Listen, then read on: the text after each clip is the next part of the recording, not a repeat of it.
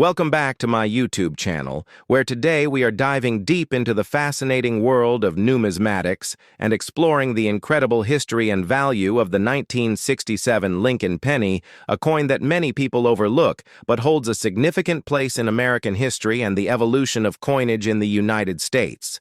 This journey is not just about the metal or the minting, but about the era, the economy, the politics, the people, and the reasons behind the creation and characteristics of this particular penny.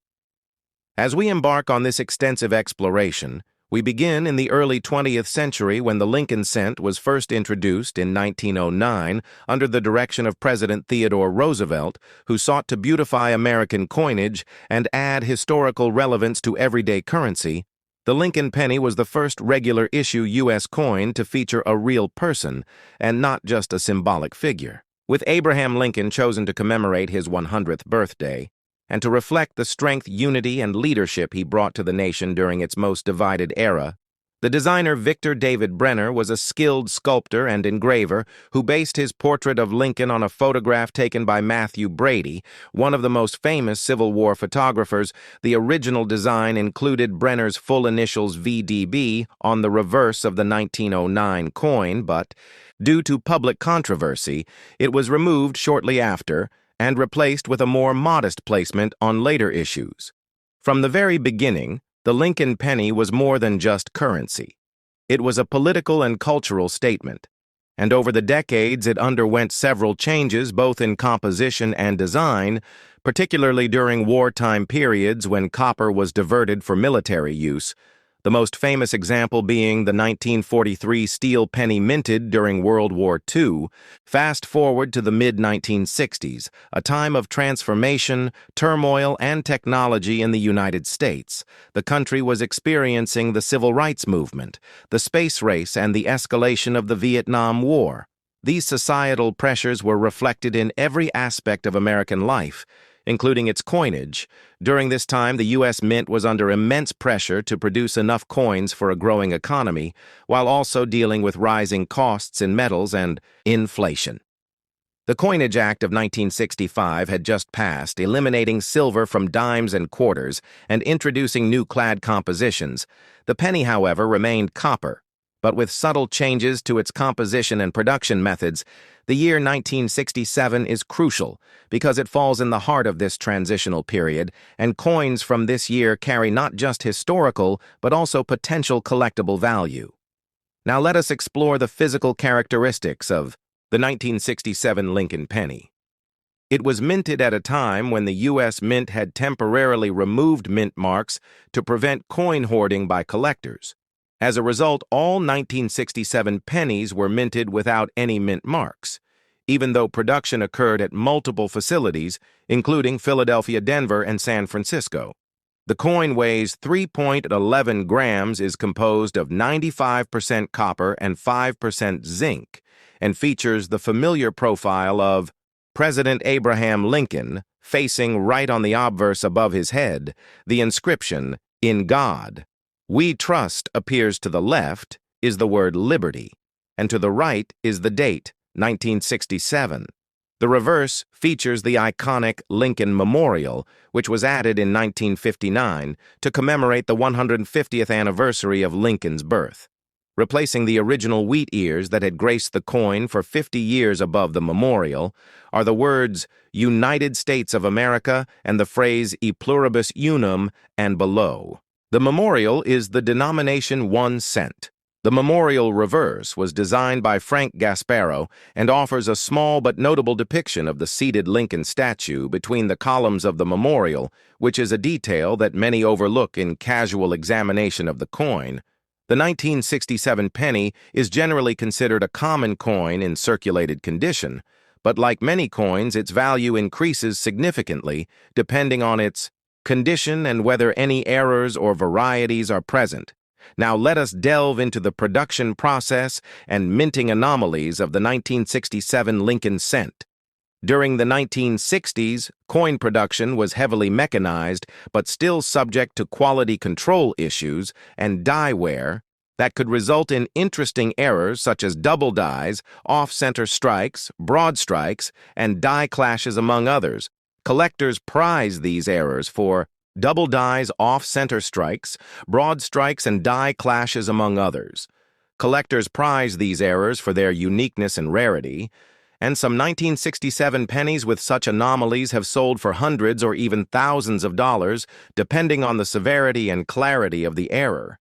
In particular, the double die obverse is one of the most sought-after varieties in the Lincoln Cent series, and while no major double die, variety is officially recognized for 1967, minor doubling and machine doubling can still be found and are of interest to collectors with a keen eye. Another point of interest is the preservation and grading of Lincoln pennies. From this year, coins that remain in uncirculated condition, especially those graded MS-65 or higher by professional grading services like PCGS or NGC, can fetch premium prices due to their sharp strike, luster, and minimal handling marks. Collectors and investors alike look for full red specimens which have retained their original coppery sheen as opposed to brown or red-brown examples, which indicate varying degrees of oxidation over time. It is also worth noting the coin market is dynamic, and the value of coins can rise or fall depending on demand, economic conditions, and the popularity of certain coin types or errors in the media and auction results in recent years. Online marketplaces and auction platforms have made it easier than ever to access coin sales data and track the going rates for high-grade 1967 pennies, as well as those with dramatic errors or proof-like qualities.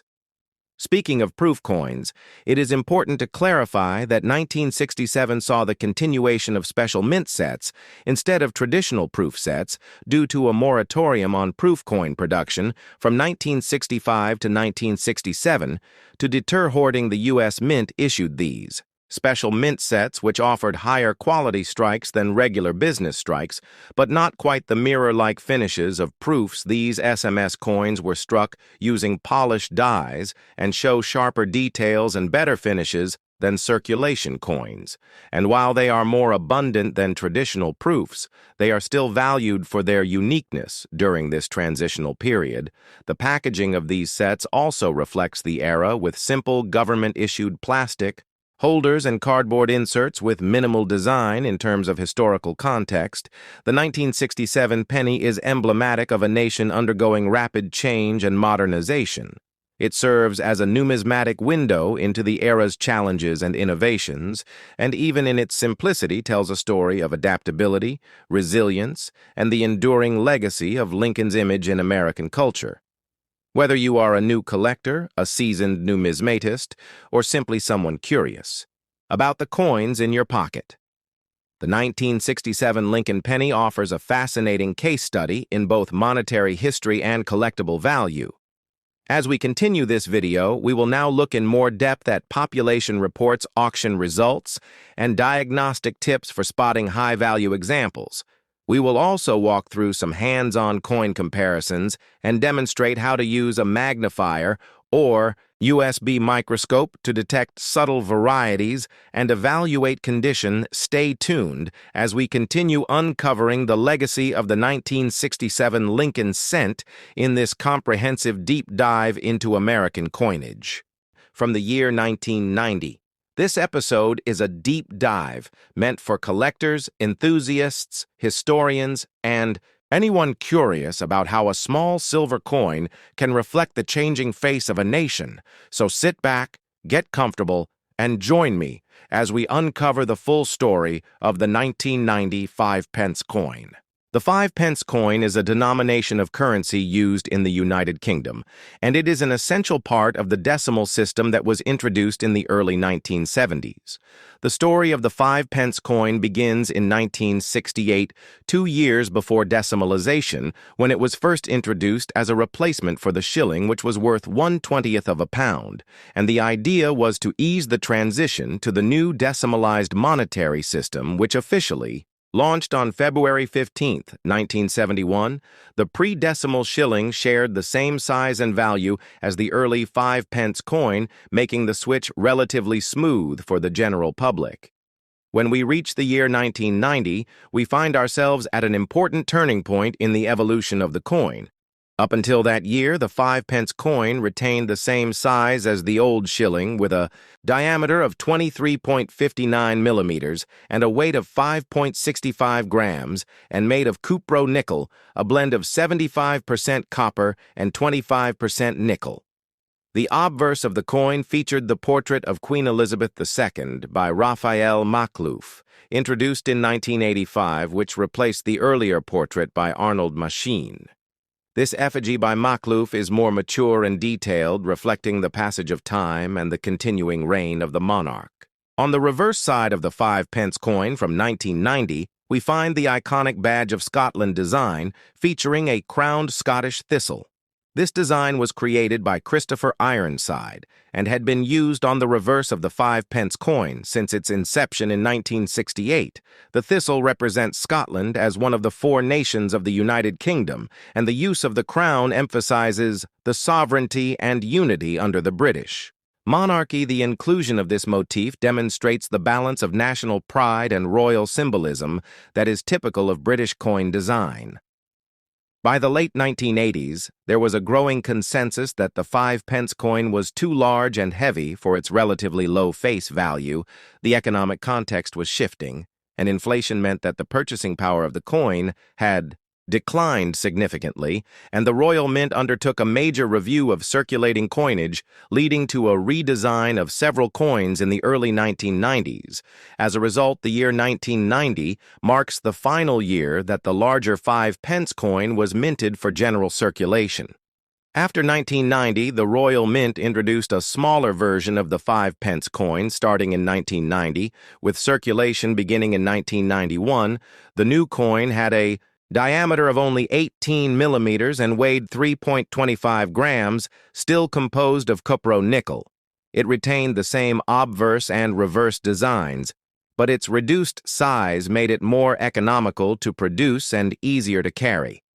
This move was part of a broader effort to modernize the currency and to respond to changes in economic behavior, including the increasing use of digital payment methods and the reduced need for low-denomination coins in everyday transactions.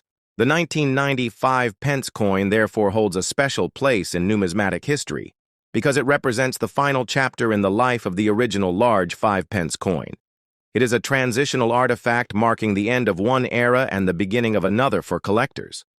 The 1990 coin is particularly interesting because it sits at the intersection of tradition and change. It is the last of its kind and carries the full weight of over 2 decades of British monetary evolution. Delving deeper into the minting statistics, the Royal Mint produced over 570 million large 5-pence coins between 1968 and 1990, and in 1990 alone, over 120 million 5-pence coins were struck for circulation. Despite the high mintage, the historical significance of the 1990 issue increases its appeal to collectors, especially those interested in complete date runs, or those focusing on the evolution of coin design and policy. Another important layer to consider when discussing the 5-pence coin is its cultural significance. Coins are more than just tools for trade. They are miniature ambassadors of national identity and historical memory. Every design choice, from the portrait of the Queen to the inclusion of a thistle, is a reflection of political and cultural narratives. When Queen Elizabeth II ascended the throne in 1952, the United Kingdom still had an empire that spanned the globe, but by 1990 the world had changed dramatically, and coins like the 5-pence became touchstones of continuity in an age of transformation.